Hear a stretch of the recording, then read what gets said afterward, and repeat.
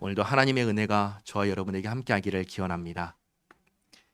믿음에 대해서 잠깐 말씀을 드리겠습니다. 믿는다는 것은 세 가지 의미를 가집니다. 믿는다는 것은 첫째로 뭐냐면 믿는다는 것은 믿어지는 것입니다. 천지를 창조하신 하나님에 대해서 들었을 때 나를 구원하기 위해서 하나님께서 아들 예수님을 보내셨다는 말씀을 들었을 때, 그리고 예수님께서 십자가에서 나를 위해 죽으시고 부활하셨다는 이 말씀을 들었을 때 그것이 그냥 믿어지는 거예요. 그게 믿음입니다. 믿음은 첫째, 내 의지와 상관없이 그 말씀을 들었을 때 믿어지는 게 믿음입니다. 믿는다는 것은 둘째로 고백하는 것입니다. 앞에 것이 믿어지는 것이었다면 이 두 번째 것은 내가 믿는다고 내 의지로 고백을 하는 것입니다. 믿어지는 것은 저절로 되는 것이지만 고백하는 것은 내 의지로 하는 것입니다. 이것이 두 번째로 믿는다는 의미입니다. 그리고 세 번째로 믿는다는 것은 셋째로 변하는 것입니다. 믿기 때문에 내 삶이 바뀌는 것입니다. 이것은 저절로 되는 것이 아닙니다. 이것은 마음에서 무엇이 우러나서 되는 게 아닙니다. 이것은 노력해야 되는 것이고 훈련해야 하는 것입니다. 간단하게 한번 비교를 해보겠습니다. 우리나라에 있는 기독교가 있고 또 다른 종교가 있죠. 대표적인 종교가 뭐죠? 불교가 있죠. 그렇죠. 예수님을 믿는 사람과 불교를 믿는 사람의 삶은 같을까요? 다를까요? 같을까요? 다를까요? 속으로 다 생각하셨죠? 다르죠? 그렇죠? 다릅니다. 무엇부터 다를까요? 첫 번째로는 경전부터 다르죠. 그렇죠? 우리는 무엇을 보죠? 성경을 봅니다. 그렇죠? 불교인들은 뭘 보죠? 불교의 경전을 보죠. 반야심경을 보든지 팔만대장경을 보든지 그들이 경전을 보죠. 당장 보는 것이 다릅니다. 그리고 불교를 믿는 사람들은 예를 들면 5계를 지킨다면 예수님을 믿는 우리는 뭘 지키죠? 십계명의 말씀을 받고 순종을 하죠. 그렇죠? 그러니까 벌써 예수님을 믿는 것과 예수님을 믿지 않는 것은 다른 거예요. 다른 삶을 사는 것입니다. 그런데 이 다른 삶을 사는 것이 저절로 되나요? 저절로 안 돼요. 그러니까 배워야 되고 그러니까 훈련해야 하는 것입니다. 이렇게 삶이 바뀌어야 되는데 바뀌어야 되는 것 세 가지를 말씀을 드리겠습니다. 변화해야 되는 것 세 가지. 예수님을 믿는 사람은 일평생 반드시 해야 되는 것이 세 가지가 있습니다. 첫째, 예배입니다. 둘째, 성경 읽기입니다. 셋째, 기도입니다. 사실 예배 안에 말씀을 읽는 것과 기도하는 것은 다 포함되어 있습니다. 그래서 예수 믿는 사람은 예배하는 삶을 사는 것이 전부다라고 해도 틀린 말이 아닙니다. 예배 안에 말씀 읽는 것과 기도하는 것이 포함되어 있기 때문입니다. 그럼에도 불구하고 예배를 따로 말씀드리는 이유는 우리가 이렇게 교회에서 교회로서 정해진 시간에 함께 모여서 하는 이 예배를 의미하기 때문입니다.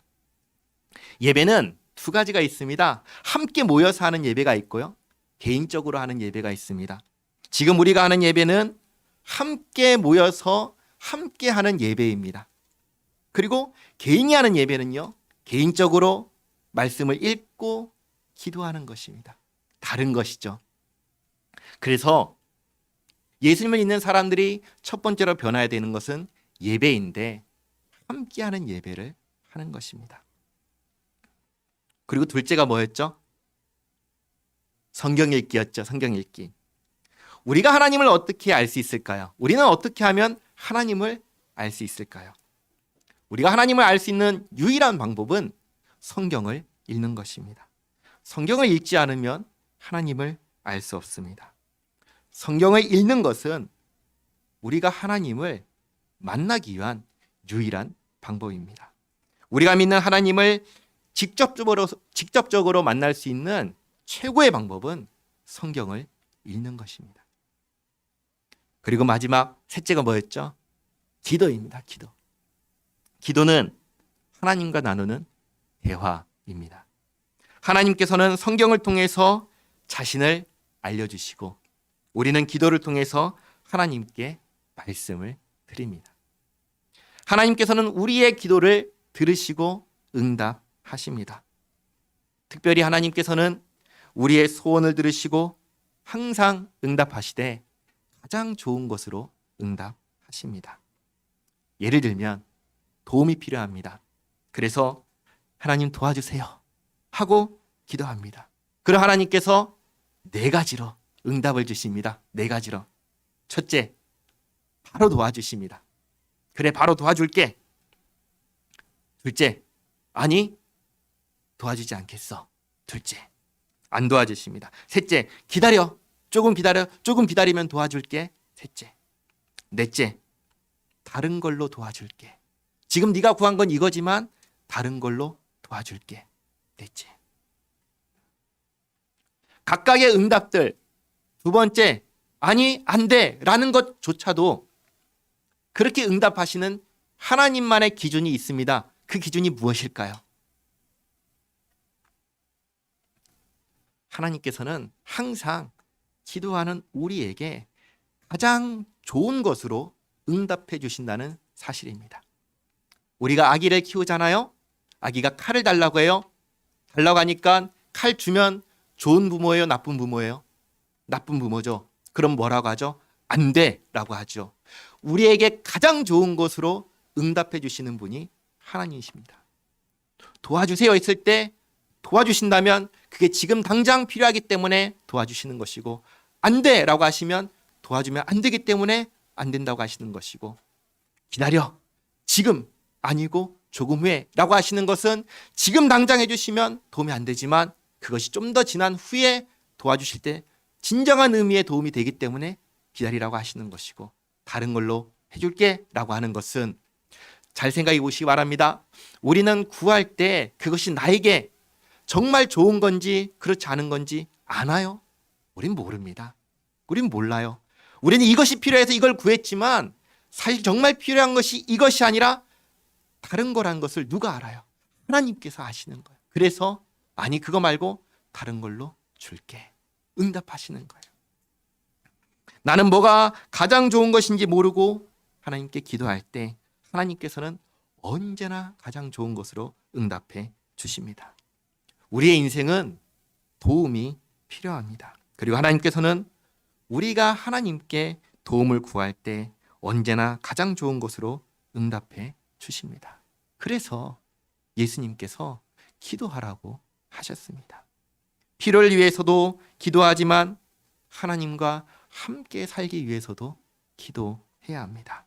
그래서 예수님을 믿는 사람은 뭐 하는 사람인가요? 기도하는 사람입니다. 믿음에 대해서 3가지를 말씀드렸습니다. 믿음은 첫째, 믿어지는 것이 믿음입니다. 믿음은 둘째, 고백하는 것이 믿음입니다. 그리고 믿음은 셋째, 변화하는 것이 믿음입니다. 변해야 되는 것 3가지 말씀드렸습니다. 첫 번째는 함께 드리는 예배, 함께 드리는 예배입니다. 이 예배를 소중하게 생각하시기 바랍니다. 한번 생각해 보시기 바랍니다. 집에서 예배 드려도 되고 내가 혼자 예배를 드려도 되고, 그래서 여기 계신 분 한 분, 한 분, 한 분 그렇게 함께하지 않기를 시작한다면 어떻게 될까요? 그렇죠. 함께하는 예배는 정말 소중한 것입니다. 둘째, 성경을 읽는 것입니다. 그리고 셋째, 기도하는 것입니다. 이것을 잊지 마시기 바랍니다. 오늘 요한복음 7장은 초막절에 일어난 일입니다. 초막절은 이스라엘 백성들이 애굽에서 탈출한 다음에 광야 생활을 했던 것을 기념하는 절기가 초막절입니다. 근데 이 광야에서 이스라엘 백성들이 크게 경험했던 것이 몇 가지가 있는데, 그 중에 하나는 광야잖아요. 사막이잖아요. 낮에는 뜨거울까요? 시원할까요? 뜨겁잖아요. 그러니까 하나님께서 구름 기둥으로 그 햇빛을 가려주시는 것을 경험을 했습니다. 그리고 밤에는 따뜻할까요? 추울까요? 춥죠. 사막인데요. 아무것도 없잖아요. 그러니까 하나님께서 밤에는 불기둥으로 몸을 따뜻하게 지켜주셨습니다. 그러니까 하나님께서 지켜주시는 것을 직접 경험했고 또 하나를 경험했습니다. 무엇인가? 그 기간 동안에 살아가려면 뭐가 필요해요? 먹을 것이 필요하잖아요. 마실 것이 필요하잖아요. 그래서 하나님께서 먹을 것, 마실 것을 공급해 주신 것이 어디냐면 이 광야였습니다. 그래서 이스라엘 백성들은 텐트 생활을 하면서 하나님께서 그렇게 지켜주시고 보호하시고 공급해 주셨던 그 시간들을 기념하기 위해서 지금도 초막절이 되면은 집 밖에 나가서 텐트 치고 그 기간 동안을 절기로 지킵니다. 7장을 보시면 이 초막절 절기가 세 부분으로 나눠서 이야기가 되는데 2절을 보시면 이 초막절이 시작될 때를 얘기하고 14절을 보시면 중간에 예수님께서 올라가셨다면서 중간을 얘기하고 오늘 37절을 보시면 초막절이 언제죠? 끝날입니다. 초막절의 마지막 날에 일어나는 일을 이야기합니다. 37절 명절 끝날 곧 큰 날에 예수께서 서서 외쳐 이르시되 누구든지 목마르거든 내게로 와서 마시라. 명절 끝날입니다. 곧 큰 날은 언제냐면 안식일을 말합니다. 초막절의 마지막은 안식일로 끝납니다. 이날에 예수님께서 말씀하셨어요. 목마른 자는 누구든지 내게로 와서 마셔라 라고 말씀하셨습니다. 자, 그런데 한번 보세요. 요한복음 6장에서는 예수님께서 자신을 누구라고 사람들에게 소개를 했죠? 세상에 생명을 주는 떡이라고 얘기를 했습니다. 그때 이스라엘 백성들은 예수님께 어떤 표적을 구했죠? 만나를, 우리 조상들은 만나를 광야에서 먹었습니다 라고 했습니다. 그랬더니 예수님께서 나는 세상에 생명을 주는 떡을 주겠다라고 얘기를 하셨어요. 그게 6장에서 있었습니다. 그리고 7장에서는 뭘 얘기하시죠? 마실 것을 얘기하시죠. 목마른 자는 누구든지 내게로 와서 마시라 얘기합니다. 6장에서는 떡이고 7장에서는 물입니다. 그렇죠? 잘 보시기 바랍니다. 초막절은 광야 생활을 기념하는 절기인데 광야 생활할 때 하나님께서 무엇을 주셨죠? 먹을 것과 마실 것, 만나와 물을 주셨습니다. 물은 어디서 났죠? 반석에서 솟아나는 물을 주셨습니다. 만나는 어떻게 주셨죠? 하늘에서 내리는 만나였습니다. 그렇죠? 지금 초막절에 광야를 기념하는 이 기간에 예수님께서 모든 사람들에게 뭐라고 하시죠? 내가 떡을 주고 내가 물을 주겠다 라고 얘기를 하시는 거예요. 이건 도대체 무슨 의미일까요? 예수님은 지금 자신이 누구인지를 초막절의 사람들 앞에서 드러내고 계신 거예요. 광야에서 이스라엘 백성들에게 만나와 물을 공급해 주신 분이 누구죠? 하나님이시듯이 지금 이 세상 사람들에게 생명의 떡과 물을 공급해 주시는 예수님은 누구라고 지금 나타내시는 거예요? 하나님이시라고 말씀하시는 거예요. 예수님은 하나님이십니다. 예수님은 이 세상에 생명을 주고 그리고 마르지 않는 물을 공급해 주시는 하나님이십니다. 예수님은 하나님의 아들이십니다. 38절 말씀 또 이렇게 말씀하십니다. 나를 믿는 자는 성경의 이름과 같이 그 배에서 생수의 강이 흘러나오리라 하시니 예수님께서 주시는 떡, 예수님께서 주시는 물을 마셔라, 먹어라 얘기를 하셨습니다. 어떻게 하는 게 먹는 거고 어떻게 하는 게 마시는 거죠? 예수님을 믿는 것입니다. 예수님을 믿는 것입니다. 내게로 와라. 내가 물을 주겠다. 내게로 와서 마셔라 라고 하시면서 38절에서 뭐라고 하시죠? 나를 믿는 자는, 그렇죠? 그러니까 먹고 예수님의 주시는 떡을 먹고 예수님께 주시는 물을 마신다는 것은 예수님을 믿는다는 거예요. 예수님을 믿는다는 거예요. 예수님을 영접한다는 거예요. 예수님, 제 마음을 열어서 예수님을 영접합니다. 내 안으로 들어와 주시옵소서. 믿는 거예요. 그렇게 예수님을 믿으면 마치 우리가 밥을 먹을 때 밥이 밖에 있지만 먹으면 어떻게 돼요? 내 안에 들어와서 나하고 하나가 되듯이 예수님을 믿으면 예수님께서 내 안에 들어오셔서 예수님의 생명과 내 생명이 연결이 되고 예수님께서 나의 머리가 되고 나는 예수님의 몸이 되는 그 신비한 연합이 일어난다는 것을 말씀하시는 거예요. 이렇게 하나가 되면 우리의 삶의 모든 것은 누구와 같이 할까요? 하나님과 함께 하는 것입니다. 예수님과 함께 하는 것입니다. 예수님, 이건 어떻게 하면 좋을까요? 예수님, 저건 어떻게 하면 좋을까요? 예수님 도와주세요. 예수님 도와주세요. 이게 뭐 하는 거죠? 기도하는 거죠. 기도하는 거죠. 나하고 함께 계시니까 내가 혼자 사는 게 아니잖아요. 이제는 예수님을 믿는 믿음 안에서 예수님과 함께 사니 무엇을 하든지 예수님 이건 어떻게 하면 좋을까요? 저건 어떻게 하면 좋을까요? 도와주세요. 기도하면서 살아가는 것이죠. 내 마음의 주인 자리에 예수님을 모시고 예수님과 함께 살아가는 것입니다. 39절 말씀, 이는 그를 믿는 자들이 받을 성령을 가리켜 말씀하신 것이라. 예수께서 아직 영광을 받지 않으셨으므로 성령이 아직 그들에게 계시지 아니하시더라. 배에서 생수의 강이 흘러나온다는 것은 성령 하나님께서 믿는 자에게 임하신다, 이것을 말하는 거예요. 사도행전을 보면은 오순절에 예수님께서 예수님의 제자들에게 성령 하나님이 임재하시는 사건이 일어납니다. 제가 읽어드리겠습니다. 사도행전 2장 1절부터 4절까지 말씀인데요. 잘 들어보시기 바랍니다.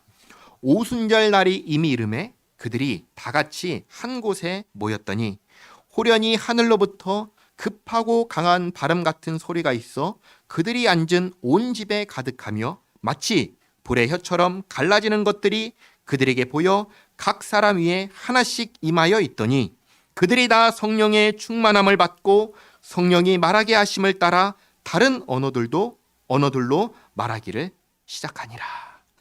오순절날 전국 각지에서 사람들이 예루살렘으로 다 모였습니다. 그런데 지금 읽었던 이런 일들이 일어나자 사람들이 웅성웅성거리기 시작했습니다. 왜 웅성거렸을까요? 이상한 일이 일어났잖아요. 신기한 일이 일어났잖아요. 그러니까 다 놀래서 물어보는 거죠. 이게 도대체 무슨 일이냐? 이게 도대체 뭐냐? 하면서 다들 놀랍게 여겼는데 그러자 베드로가 딱 일어나서 설명을 해줍니다. 이게 도대체 무슨 일인가 설명해 주는데 사도행전 2장 33절 말씀 제가 읽어드립니다. 하나님이 오른손으로 예수를 높이심에 그가 약속하신 성령을 아버지께 받아서 너희가 보고 듣는 이것을 부어 주셨느니라. 그러니까 오순절에 이제는 부활하여 승천하신 예수님께서 아버지 하나님께 성령을 받아서 예수님을 믿는 모든 사람들에게 성령을 보내주신 거예요. 그래서 사도 바울은 예수님을 믿는 모든 사람들을 가르쳐 이렇게 이야기했습니다. 고린도전서 3장 16절 말씀인데요. 제가 읽어드립니다. 너희는 너희가 하나님의 성전인 것과 하나님의 성령이 너희 안에 계시는 것을 알지 못하느냐. 하나님의 성령이 어디 안에 계신다고 하시죠? 너희 안에. 너희가 누구죠? 예수님을 믿는 사람들 안에. 그럼 어디에 계신 거예요? 우리 안에. 우리 안에 계신 거예요. 초막절 마지막 날에 예수님께서 이 세상 사람들에게 하신 말씀은 내가 하나님이고 내가 먹을 것과 마실 것을 줄 터이니 내게로 와서 먹고 마시라고 하신 것입니다. 예수님을 먹고 마시는 것은 예수님을 믿는 것이며 예수님께서는 자신을 믿는 모든 사람들에게 성령을 부어 주시어서 모든 사람들 안에 무엇이 있게 하셔요? 영원한 생명이 있게 하시는 것입니다. 오늘 여기 있는 저와 여러분이 이 말씀의 증인입니다. 예수님을 믿는 우리 안에 바로 성령 하나님이 계십니다. 성령 하나님이 계시기에 우리는 하나님을 예배할 수 있습니다. 성령 하나님이 계시기에 우리는 하나님을 향하여 아버지라고 부를 수가 있습니다. 성령 하나님이 계시기에 우리는 하나님께 기도할 수 있습니다. 그리고 성령 하나님이 우리와 함께 계시기에 우리는 하나님과 함께 살면서 이 세상에서 평안하게 살 수가 있는 것입니다. 예수님께서 말씀하셨습니다. 내게로 와서 마시라. 내게로 와서 마시라. 내게로 와서 마시는 모든 사람들에게, 나를 믿는 모든 사람들에게 성령을 주겠다 약속하셨습니다. 이 말씀을 듣고 사람들의 무리가 둘로 나눠집니다. 두 그룹으로 나눠집니다.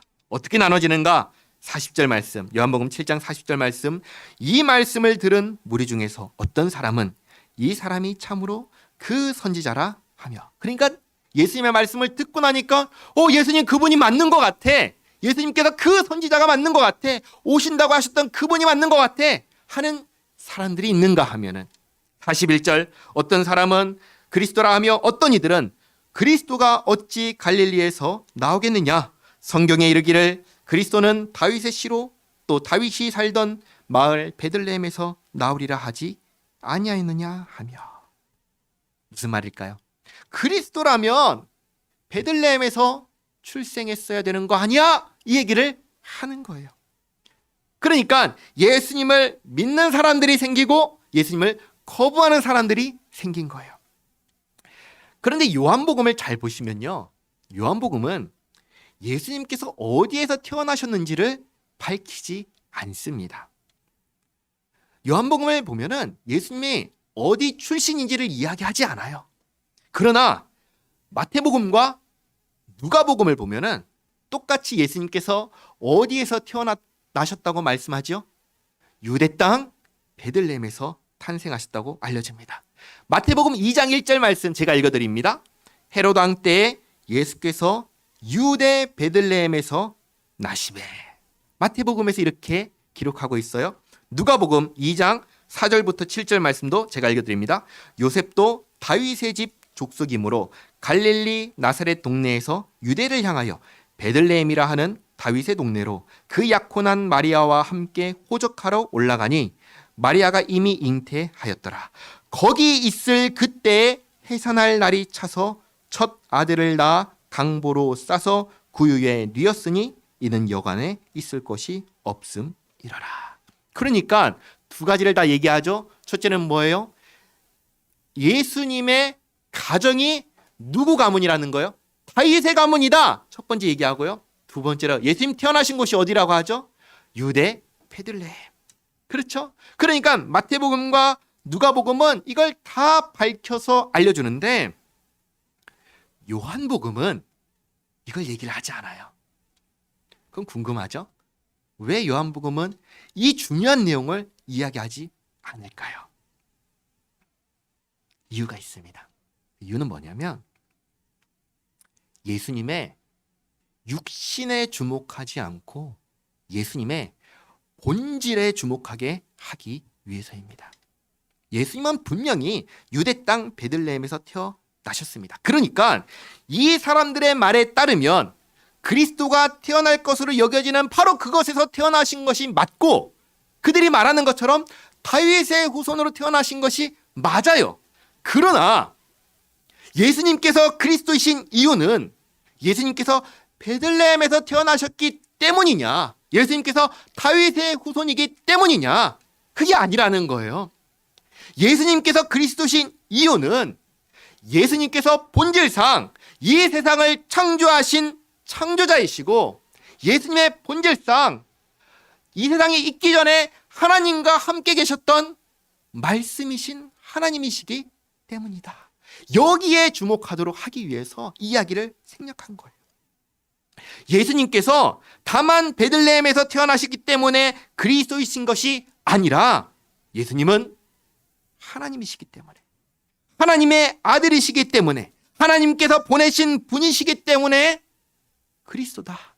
요한복음은 이것을 이야기하고 싶은 것입니다. 이것에 주목하게 하기 위해서 베들레헴에서 태어나셨다는 이 이야기를 생략한 거예요. 그리고 또 한 가지, 유대인들이 이 사실을 안들 예수님을 인정할까요? 예수님을 믿을까요? 이들이 이미 이전에 예수님은 그리스도가 아니다라고 하면서 했던 말이 있습니다. 7장 27절 말씀인데요. 성경 바로 위에 있으니까 한번 같이 읽어볼까요? 요한복음 7장 27절 말씀 같이 읽겠습니다. 그러나 우리는 이 사람이 어디서 왔는지 아노라. 그리스도께서 오실 때에는 어디서 오시는지 아는 자가 없으리라 하는지라. 뭐라고 얘기해요? 베들레헴에서 예수님께서 나셨고 다윗의 후손으로 나셨다. 이걸 다 알면은 그 다음에 할 말이 이거라는 거예요. 왜 베들레헴이야? 그리스도가 오셨다면 우리는 그리스도가 어디에서 오셨는지 몰라야 하는데 그렇게 얘기를 할 거란 거죠. 결국은 믿지 않을 때에는 출신조차 중요하지 않을 거예요. 43절 말씀 돌아옵니다. 예수님으로 말미암아 무리 중에서 쟁론이 되니 그 중에는 그를 잡고자 하는 자들도 있으나 손을 대는 자가 없었더라. 예수님을 잡고자 하는 사람들이 누구냐면 앞에 32절을 보면은 대제사장들과 바리새인들이 예수님을 잡으라고 보낸 아랫사람들이 있어요. 그 사람들이 갔던 거예요. 그러나 이들이 예수님을 잡지 않고 그냥 돌아왔어요. 그러니까 45절 아랫사람들이 대제사장들과 바리새인들에게로 오니 그들이 묻되 어찌하여 잡아오지 아니하였느냐. 아랫사람들이 대답하되 그 사람이 말하는 것처럼 말한 사람은 이때까지 없었나이다 하니 바리새인들이 대답하되 너희도 미혹되었느냐. 당국자들이나 바리새인 중에 그를 믿는 자가 있느냐. 율법을 알지 못하는 이 무리는 저주를 받은 자로다. 이 얘기를 하는 겁니다. 당국자들이나 바리새인들이나 예수님을 믿어요, 안 믿어요? 안 믿었어요. 그리고 이들이 저주한 무리는 누구냐면 지금 요 마지막 절에서 율법을 알지 못하는 이 무리는 저주를 받은 자로다. 이 저주를 받은 자로다라고 했던 이 무리는 누구냐면 예수님을 믿는 무리를 가리켜서 저들은 율법을 몰라. 저들은 저주를 받은 자야. 이렇게 말을 합니다. 그렇게. 그러니까 이런 얘기를 하는 거죠. 우리는 율법을 알고 저들은 율법을 몰라. 율법을 아는 우리는 예수를 믿지 않는데 율법을 모르기 때문에 저들은 예수를 믿고 있어. 그러니까 예수를 믿는 저들은 저주를 받는 자야 라고 지금 얘기를 하고 있는 거예요. 왜요? 율법을 안다면 어떻게 예수를 믿을 수 있냐? 이 얘기를 하고 있는 거예요. 그러자 그들 가운데 같이 있던 한 사람, 누구죠? 니고데모가 이렇게 얘기를 합니다. 50절 말씀. 그 중에 한 사람, 곧 전에 예수께 왔던 니고데모가 그들에게 말하되 우리 율법은 사람의 말을 듣고 그 행한 것을 알기 전에 심판하느냐. 무슨 말씀이냐면 이런 거예요. 너희가 율법을 안다고? 율법 모르는 것 같은데? 율법에 뭐라고 적혀 있지? 사람의 말을 듣고 그 행한 것을 알기 전에 심판하라고 율법에 써 있어? 그렇게 안 써 있잖아. 그런데 왜 그렇게 행동해? 왜 율법을 안다고 하면서 율법과 다르게 행동을 하는 거야? 율법을 몰라서 예수를 믿는다고 그들을 저주받을 자라고 하는데 너희들은 그러면 율법대로 예수에 대해서 알아보기라도 했어? 안 했지? 그럼 너희도 마찬가지야. 너희도 율법을 모르는 자야. 그 얘기를 하는 거예요. 율법을 안다 하는 그들에게 너희들 율법 모르잖아. 그 얘기를 하는 거예요. 그러자 52절 그들이 대답하여 이르되 너도 갈릴리에서 왔느냐. 찾아보라. 갈릴리에서는 선지자가 나지 못하느니라 하였더라. 대제사장과 바리새인들이 무엇을 문제 삼고 있죠? 예수님의 출생을 문제 삼고 있습니다. 예수님께서 어디에서 왔느냐? 어디에서 왔느냐? 하는 거예요. 초막절의 이슈 뭐냐? 그리스도는 어디에서 왔는지 알 수 없다.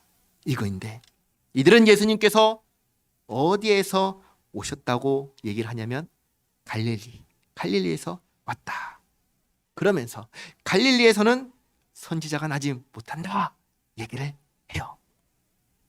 자, 그런데 성경을 보시면 갈릴리에서는 선지자가 나지 못한다라는 말씀이 있을까요? 아니요. 없습니다. 그런 얘기 없어요. 오히려 하나님께서 갈릴리를 영화롭게 하시고 여기에 빛을 비추셨다는 말씀이 있습니다. 이사야 9장 1절과 2절 말씀인데 이 말씀 한번 찾아보시죠. 이사야 9장 1절과 2절 말씀입니다. 이사야는 구약 성경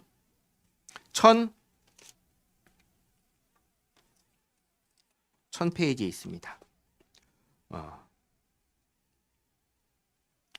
978페이지.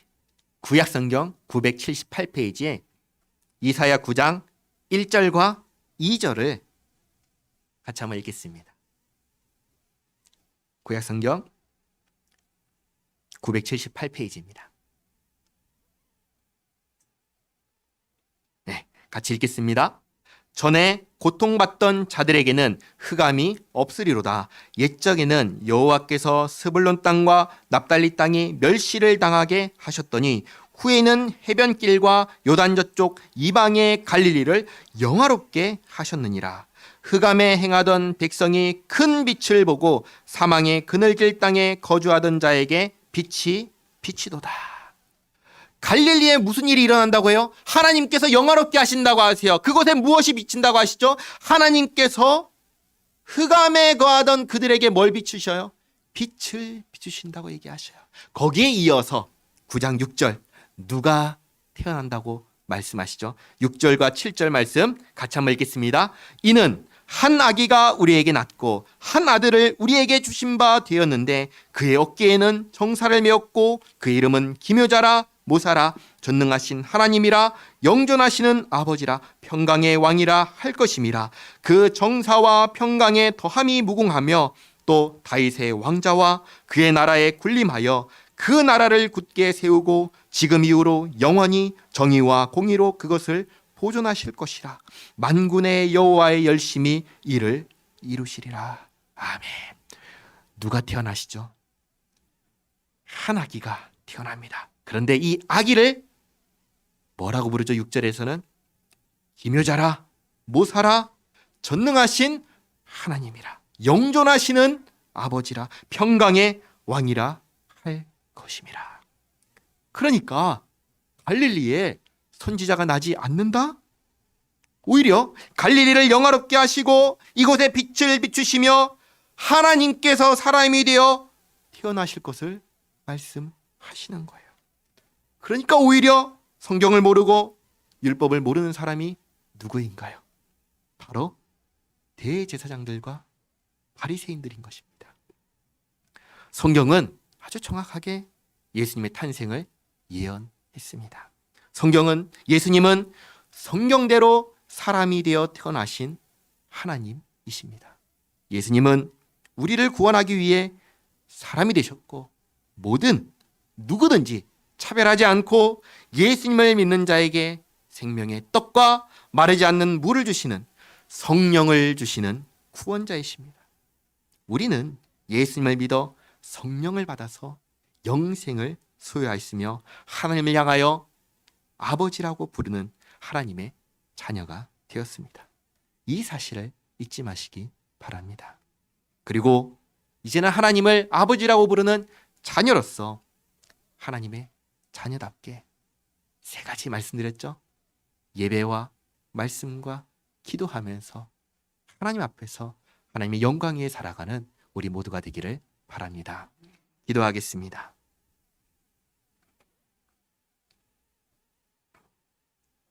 하나님 감사합니다. 예수님을 보내주셔서 어둠 가운데 있던 우리에게 빛을 비춰주시고 어두운 심령 가운데 있던 우리에게 빛을 주시어 이제는 빛 가운데 빛의 자녀로 살게 하심에 감사합니다. 하나님 우리가 예수님을 믿습니다. 우리가 예수님을 나의 주, 나의 하나님으로 영접합니다. 이제 우리의 중심에는 예수님이 계시고 우리의 모든 삶 가운데 예수님께서 함께 하십니다. 하나님, 우리와 함께 하시는 하나님, 우리와 동행하시는 하나님, 하나님과 동행하며 살아가는 우리 모두가 되게 하옵소서. 늘 하나님을 잊지 않게 하옵시고 우리의 삶이 하나님을 예배하는 삶, 늘 성경을 가까이 하고 기도하며 살아가는 삶이 되게 하옵소서. 주님과 함께하는 것이 복이고 행복임을 알게 하옵소서. 예수님의 이름으로 기도하옵나이다. 아멘.